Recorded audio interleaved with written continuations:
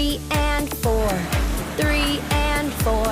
Show the numbers on the door. Write the numbers on the shore. 3 and 4. 3 and 4. See the numbers on the floor. അയ്യേ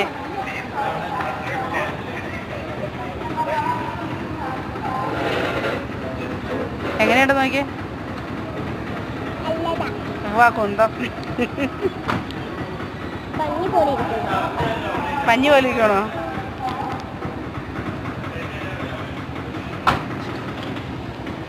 marshmallow കിട്ടിയപ്പോൾ അതിൻ്റെ taste എന്നാണെന്നറിയാൻ വേണ്ടിയിട്ടുള്ള തീറ്റയാണ്